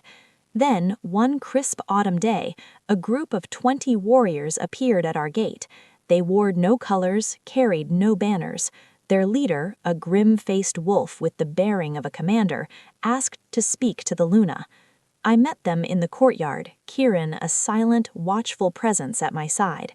The leader knelt. Luna Thorn, I am Jackson. Once I was captain of the Silver Fang Border Guard. A murmur went through our own guards. We have left that pack. The corruption ran deeper than the Vances. The new council steward is inept. The pack is dying from within. He looked up, his eyes clear and hard. We have heard of your sanctuary, but we are not refugees. We are warriors. We wish to pledge our swords and our loyalty to a leader who values integrity, to an alpha who fights for justice, and to a Luna who believes a pack's strength is in all its wolves. I was stunned. 20 seasoned warriors defecting not to another enemy, but to a principal. Kieran stepped forward, his alpha aura a palpable force. Your pledge is not given lightly. You would undergo probation. Your loyalty would be tested. You would swear fealty not just to me, but to the law of this land and to the ideal your Luna embodies. Jackson didn't flinch. We would swear it gladly, Alpha King. I looked at Kieran, and through our bond, I felt his assessment, his strategic mind weighing the risk against the incredible gain. I also felt his pride in me, in what we had built that could draw such wolves. He gave a single, slow nod. Then, welcome to the Northern Wastes, Jackson. Prove your worth. As the warriors were processed, the reality settled over me. The sanctuary was no longer just a wing of a keep. It was becoming an idea, and a standard that was attracting not just the broken, but the disillusioned strong. We were building something that had never existed before, a pack defined not by fear and dominance alone, but by a balance of strength and mercy. That night, as we watched the stars from our tower, our daughter kicking vigorously, Kieran spoke softly. You have built an army, Alara, not of soldiers, but of believers. It is more powerful than any force of arms. We built it, I whispered, taking his hand and placing it on my belly, for her, for the world she will inherit. The ripple from a stone cast into the snow a year ago was now a wave, changing the shores of our world, and at its heart was not a king on a throne of conquest, but a family standing together in the light they had chosen to create.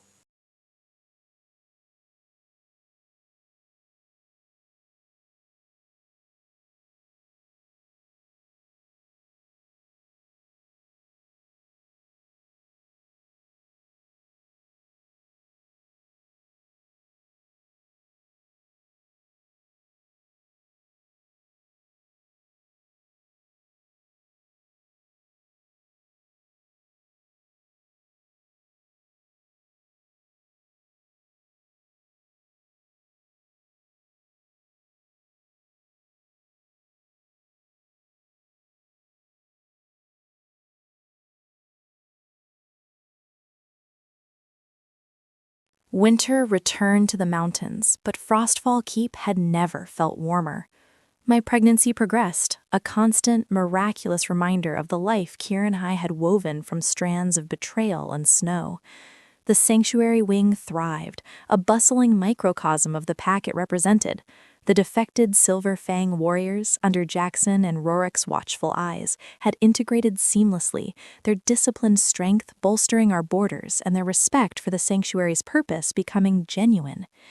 It was during the deepest part of the season, when the world was hushed under a thick blanket of white, that my labor began. It was not the frantic, fearful event I might have once imagined. It was a fierce, purposeful storm. The healer, Alaric, and a team of experienced midwife wolves attended me in our chambers, while Kieran paced outside the door like a caged glacier. Through our bond, I felt his terror, his helplessness, his overwhelming love, a torrent of emotion so strong it nearly stole my breath between contractions. But it also gave me strength. I wasn't alone. I was anchored to him, to his unwavering presence. After hours that felt both eternal and instantaneous, a final primal push, and then a sound, a sharp, indignant cry that sliced through the heavy air. "A daughter," Alaric announced, his voice thick with emotion. "A strong, beautiful daughter." He placed her, swaddled in soft white linen, on my chest. She was red-faced, her mouth a perfect rosebud of outrage at the cold world, and a shock of dark, wet hair clung to her scalp. And her eyes, when they blinked open, they were not the summer gold of mine, nor the storm gray of Kieran's. They were a startling, luminous silver, the mark of a powerful alpha lineage. Tears I didn't know I had left streamed down my face. "Hello, little one," I thought, my heart swelling until I thought it might break. "Welcome." The door burst open. Kieran stood there frozen on the threshold, his face ashen. His gaze flew from my exhausted smile to the tiny bundle in my arms. The bond between us, already stretched taut with the shared experience of birth, flooded with a new, profound awe so potent it was dizzying. He crossed the room in 2 strides, falling to his knees beside the bed. He didn't reach for her immediately. He looked at me, his silver eyes shimmering. "Alara," he whispered, my name a prayer. "Your daughter," I said, my voice hoarse but filled with joy. He reached out a trembling hand, his large, battle-scarred finger impossibly gentle, as he traced the curve of her cheek. The baby's cries quieted into a soft hiccup. She turned her head toward his touch, her tiny hand flailing until it found his finger and gripped it with surprising strength. A shudder went through him. A single tear escaped, tracing a path down his cheek. I had never seen him cry. In that moment, the Frost King vanished, and there was only Kieran, a father, humbled and utterly captivated. "Lyra," he breathed, the name soft as falling snow. He looked at me for permission. My own tears fell anew. It was perfect. "Lyra," I affirmed, kissing our daughter's forehead, for the sunlight they tried to extinguish. He leaned in, kissing my brow, then Lyra's. The 3 of us were enclosed in a circle of warmth, of completed love, of a future written in hope instead of blood. The Pack's celebration for the birth of the heir was a quiet, profound affair. There was no raucous feasting, but a deep, resonant joy that permeated the stone of Frostfall. Wolves left small gifts at the keep's doors, carved wooden toys, finely knit blankets, promises of loyalty whispered to the guards to be passed on. Althea, her stern face softened, took over much of the sanctuary's daily management without being asked. "Your duty is to the little Alpha now," she said, her tone brooking no argument. "The rest of us will keep the hearth fires burning." Kieran was a transformed man. He still ruled with firmness, still trained with his warriors, but he would often disappear in the afternoons, and I would find him in our solar, Lyra asleep on his chest as he reviewed trade agreements, his hand splayed protectively over her back. The sight never failed to melt my heart. One such afternoon, a messenger arrived with a sealed scroll bearing the official crest of the Alpha Council. Kieran read it, his expression unreadable, then passed it to me. "To Alpha King Kieran Thorne and Luna Queen Alara, the Council, in recognition of the stabilizing influence and innovative governance demonstrated at the Northern Wastes, hereby invites you to propose a formal amendment to the Interpack Accords, a charter of sanctuary rights, based on the principles implemented at Frostfall. Your presence is requested at the spring convocation to present and defend this framework. Farron, Council Head." I looked up, my breath catching. A charter? They want to make it law? They want to consider it, Kieran corrected, but a proud smile touched his lips. It's a foothold, Alara. You didn't just plant seeds, you grew a tree whose shadow now reaches the council floor. It was a daunting, exhilarating prospect to codify the safety of the vulnerable across all territories. It was everything I had fought for, now offered a chance to become permanent. The spring convocation arrived too soon. Leaving a 3-month-old Lyra was an ache like a physical wound, but Althea and a trusted team of healers and nurses surrounded her with a wall of devotion. She is the heart of Frostfall, Althea said, her tone leaving no doubt that any threat would meet a swift end. Go and secure her future. The council hall felt familiar now, but the atmosphere was different. We were not petitioners, we were proposers. Farron greeted us with genuine respect. The world is watching the North, Thorn. Your mate's ideas have stirred the pot. We spent days in grueling sessions. I presented the charter clause by clause, drafted with Oren's legal expertise. It outlined the right to seek asylum from forced pairing, from systemic corruption, from life-threatening persecution. It mandated fair hearings. It established a council fund supported by all packs to help bear the cost for poorer territories. The opposition was fierce, led by old guard alphas who saw it as an infringement on their absolute authority, a recipe for chaos. You would have every disgruntled pup running to a council-sanctioned safe house, roared an alpha from the iron-rich hills. I would have every pup know there is a law that values their life over their alpha's pride, I countered calmly, feeling Kieran's steady support at my side. Does your rule fear the voices of your own wolves so much? The debate raged, but a coalition was forming.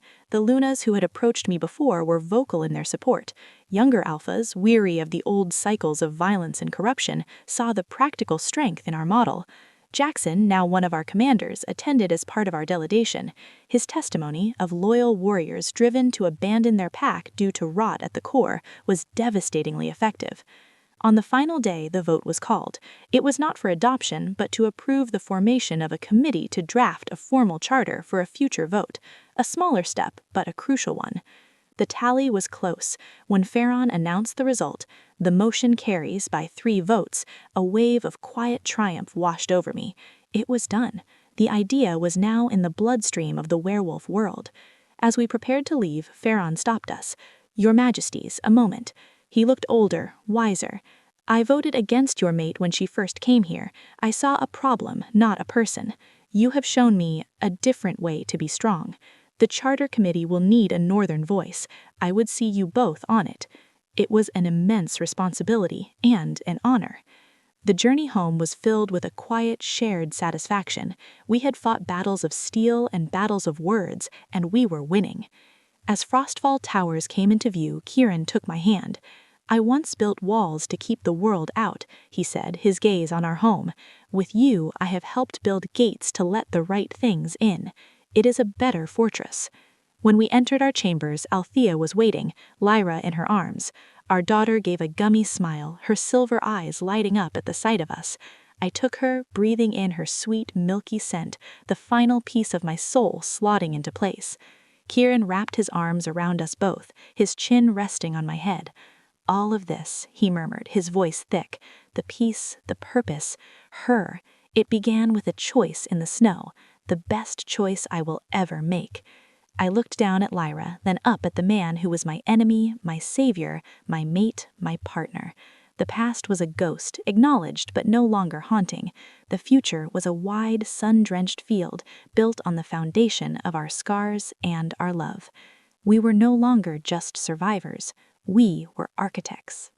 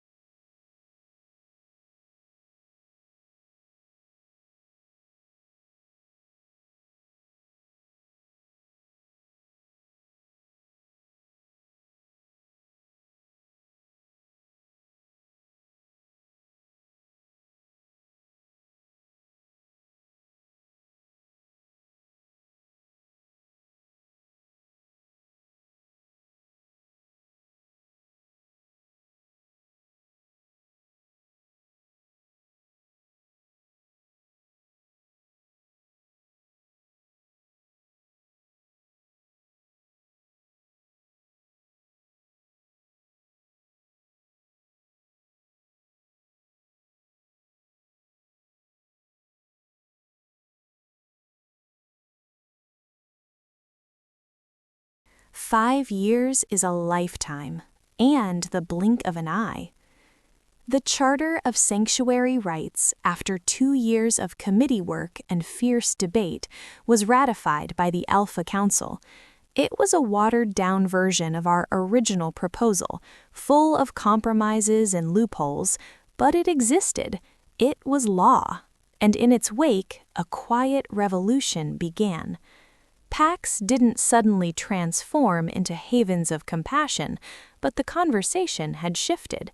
Luna's councils, once purely ceremonial, gained advisory power in many territories. A network of sanctioned safe houses, modeled after Frostfall but scaled to local means, began to appear. The world did not become soft, but it became, incrementally, more just. Frostfall remained the beating heart of the movement. Our sanctuary had evolved. It was now also a school, a diplomatic hub, a living example. We hosted envoys from packs curious about the northern model. They came skeptical and left thoughtful. And in the center of it all was Lyra. Our daughter was a force of nature. She had her father's commanding silver gaze and his quiet, observing intelligence. She had my stubbornness and, Althea claimed with a sigh, my unfortunate tendency to negotiate from positions of apparent weakness, like when, at age 3, she'd bartered with the head cook for extra honey cakes by solemnly promising to be extra good for a whole hour. She was also fiercely protective of the sanctuary wolves, considering them all part of her extended pack. She would sit with the elders, listening to their stories with a grave attention that made them weep with joy. She would play gently with refugee pups, sharing her toys without a second thought. One spring afternoon, I found her in the courtyard garden, now a lush, defiant patch of color against the gray stone. She was not alone. She was with a young boy, perhaps a year older, a new arrival from a southern pack who hadn't spoken a word since his traumatized arrival a week prior. He sat hunched, staring at the ground. Lyra was on her knees beside him, not touching him, just talking softly as she planted marigold seeds in a small clay pot. "And the sun loves them," she was saying, her little voice earnest. "Even when it's cold, the sun remembers where they are and comes back to make them warm. See? You put it in the dark, but it's not scared. It knows the sun is coming." The boy didn't look up, but his head tilted slightly toward her voice. "This one can be yours," Lyra said, pressing the seed into his still hand. "You can keep it in your room, and you can wait for the sun with it." I watched, my throat tight, as the boy's fingers slowly closed around the seed. It wasn't a smile, not yet, but it was a beginning. Lyra had built a bridge where adults saw only a wall. That evening, as Kieran and I walked the battlements, a nightly ritual to discuss the pack and simply be together, I told him what I'd seen. He was quiet for a long moment, looking out over the territory that was now so profoundly ours. Looking out over the territory that was now so profoundly ours. "He sees the world not as it is, but as it could be," he said finally. "She learned that from you." "She learned it from us," I corrected, slipping my hand into his, "from the world we built for her." He squeezed my hand. "The spring gathering is next month, the first one where the charter will be reviewed. Theron has asked if Lyra might accompany us. He says the council should see the future it is now obligated to protect." The idea sent a flitter of anxiety through me. To take our precious daughter into that den of politics and old animosities. "She will be perfectly safe," Kieran said, sensing my fear through the bond. "She will have me, she will have you, she will have Rorik and Jackson and a full guard. And, more than that, she deserves to see the world she will one day help lead.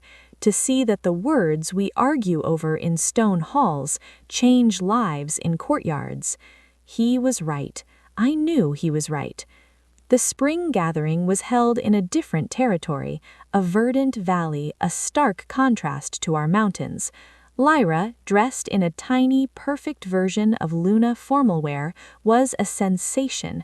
She didn't cower or hide. She observed everything with those serious, silver eyes, sitting quietly between Kieran and me during sessions, her small hand in mine.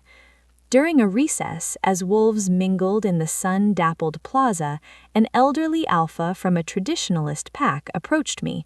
He was known to have voted against the charter at every turn. He looked down at Lyra, who gazed back up at him, unblinking. "So, you are the heir to the sanctuary," he said, his voice gruff. Lyra nodded. "I'm Lyra. Do you have a garden at your house?" The old alpha looked nonplussed. "A garden? I have training yards." "Gardens are better," Lyra informed him with 5-year-old certainty. "Things grow in gardens. You can watch them get strong. My friend Thomas, he grew a flower from a seed. It was yellow. It made him smile." She said it so simply, so matter-of-factly, linking the act of nurturing to the act of healing a broken child. The old alpha stared at her. He then looked at me, at Kieran, and something in his hardened face seemed to soften just a fraction. He gave a curt nod and walked away without another word. Later, during the review session, when a debate grew heated about the burden of sanctuary upkeep, that same alpha stood. He didn't give a grand speech. He simply said, "The charter stands. Let us move on to the trade quotas." It was a small moment, but a victory. Lyra, with her innocent wisdom, had disarmed a critic in a way no political argument ever could. On our final night there, as Lyra slept peacefully in the room adjoining ours, Kieran drew me into his arms. He whispered, "You see, she is not just our future. She is the living proof that the future works.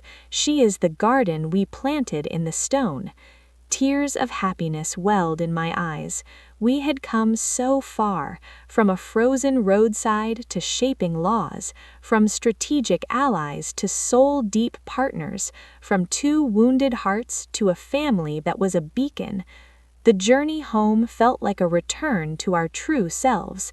Frostfall's gates swung open, and the pack gathered not just for their Alpha and Luna, but for their little Alpha heir, who waved shyly from Kieran's shoulders. As we walked through the courtyard, Lyra spotted the boy, Thomas, from the garden. He was holding a small clay pot with a brave, green sprout pushing through the soil. He didn't smile, but he lifted the pot slightly toward her. Lyra wriggled down from Kieran's hold and ran to him. She peered at the sprout, then beamed up at him. "See, I told you the sun would come." In that moment, watching our daughter embody the very principle we had fought for, I understood. This was our legacy, not just a fortress or a law or a victory over enemies. It was this, a child teaching another child about hope in a courtyard that had been built to safeguard it.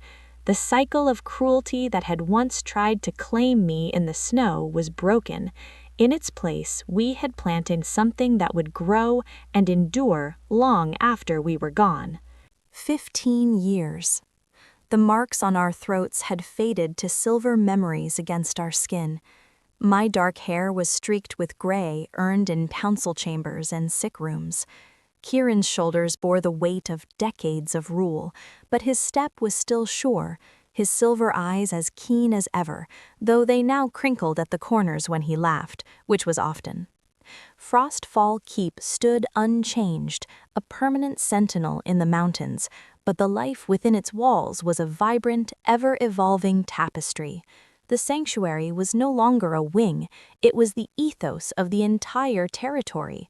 Our laws, our trade, our alliances were all colored by the principle that a pack's strength was measured by how it sheltered its weakest. Lyra had grown into the promise of her childhood. At 18, she was a blend of both of us, her father's strategic mind and commanding presence, my empathy and stubborn advocacy. Her silver eyes could calm a dispute or freeze an opponent in their tracks. She had trained with Rorik until she could best him, a fact the old warrior announced with more pride than chagrin, and she had studied with Orin's successors until she knew pack law better than most elders. She was ready. We had known it for years. The pack had known it. The time had come. Kieran and I stood on the balcony of our chambers, watching the morning sun crest the peaks. Below, the courtyard was abuzz with purposeful activity. Today was not a ceremony of marking, but of transition. "Nervous?" I asked, slipping my hand into his. His skin was weathered, his grip as sure and strong as ever. He looked at me, a lifetime of love in his gaze. No, proud and relieved. The weight of the crown is heavy, my love. I am ready to share it with you in a different way. He brought my hand to his lips. To walk with you in our garden and watch our daughter bloom. The great hall was filled to capacity, not just with our pack, but with envoys from across the territories. Theron was there, now so ancient he required a chair, but his eyes were sharp. He had come to see the culmination of the change he reluctantly helped begin. Kieran stood before the assembly, no longer just the Frost King, but a statesman whose legacy was already being written. I stood beside him, his Luna, his partner in every battle and every peace. My people, Kieran's voice, though older, still carried to the farthest corner. For 30 years I have stood as your alpha. I have led you through war and into an era of unprecedented peace. I have guarded our borders, and I have, with my remarkable mate, helped redefine what it means to be strong. He paused, his gaze finding mine, and the bond between us, deep and quiet as a mountain lake, shimmered with shared memory. The greatest strength a leader can have is to know when to pass the torch to a new flame, a flame they have helped nurture, but which burns with its own brilliant, unique light. He turned. "Lyra, step forward."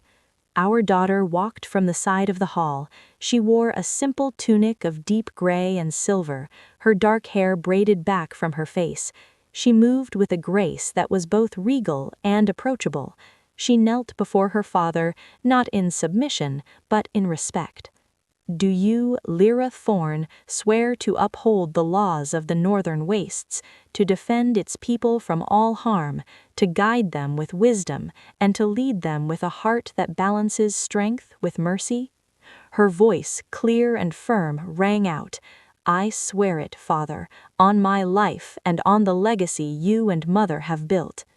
"Do you swear to be the shield for the weak, the voice for the silent, and the keeper of the sanctuary that is now the soul of our pack?" "I swear it." Kieran placed his hands on her shoulders. "Then, by my authority as Alpha, and with the witness of this pack and these honored guests, I name you my heir and successor. Rise, Lyra, the future is yours." He helped her to her feet, then did something that made the hall gasp softly. He, the Frost King, bowed his head to her. The gesture spoke volumes, of respect, of trust, of a duty fulfilled and willingly passed. Then it was my turn. I stepped forward, removing the silver circlet, the simpler one I wore daily, not the ceremonial crown, from my own brow. I held it for a moment, feeling its weight, the weight of all it represented. "This is not a crown of domination," I said, my voice thick with emotion. "It is a circle of responsibility, a reminder that you are bound to your people, and they to you. Wear it with the courage of your father, the compassion you learned in the garden, and the unwavering knowledge that you are loved." I placed it gently on her head. "My daughter, my Luna, my heart." Tears shone in Lyra's silver eyes, but she did not let them fall. She stood tall, the circlet gleaming in her dark hair, and turned to face the pack. They erupted, not in a wild roar, but in a deep, resonant howl that started in the throats of the oldest warriors and was taken up by every wolf in the hall, a song of allegiance, of hope, of a future embraced. The feast that night was joyful, but Kieran and I slipped away as the stars came out. We walked hand in hand to the sacred clearing where we had been marked a lifetime ago. The stone altar was the same, the moon was the same. "It feels like yesterday," I murmured, leaning into him. "And like 100 years," he agreed, his arm around me. "I thought I was saving a weapon that day. I was saving my heart, I just didn't know it yet." We stood in silence, listening to the distant sounds of celebration from the keep, a new rhythm beginning. "What now for us?" I asked. He turned me to face him, his hands warm on my face. "Now, my love, we do what we have always done. We stand together. We advise when asked. We tend our garden. We watch our grandchildren play in this clearing." He kissed me, a slow, tender kiss that held the taste of a shared life, beautifully lived. And as we walked back to the keep, to the new reign beginning within its walls, I knew he was right. The cold was a memory. The fear was a lesson. The love was everything. We had been found in the snow, two lost souls, and we had built from that frozen moment a dynasty of warmth.